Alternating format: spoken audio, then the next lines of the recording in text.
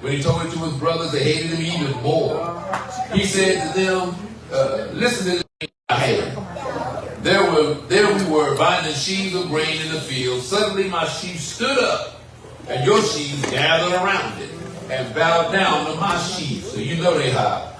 Are you really going to reign over us, his brothers asked? Are you really going to rule us? So they hated him even more because of his dream and what he had said.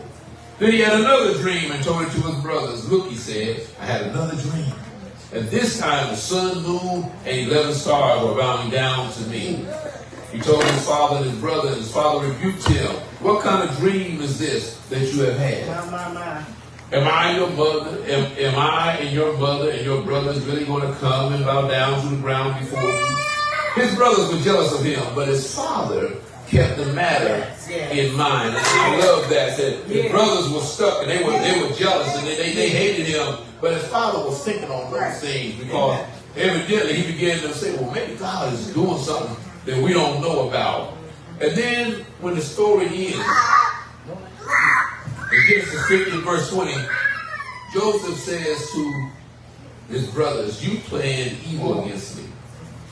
God planned it for good, to bring about the present result, the survival of many people. And see, a lot of people miss that because they make it all simply about Joseph.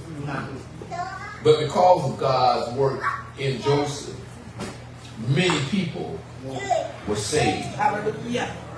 So we see Joseph, a teenager. He snitched on his brothers, and he's already his father's favorite.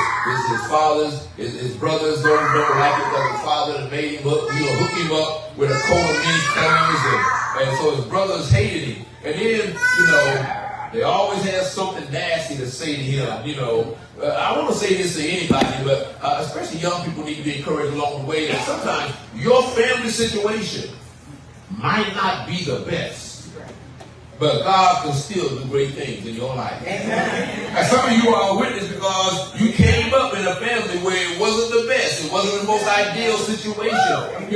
My son was in school one time and he said something about his father, my daddy did something, and one of the boys looked at him and said, you live with your pops? Come on. And he's like, yeah, because that's all my son has ever known. And so he's like, man, I don't live with my pop. I ain't seen my pop for so long.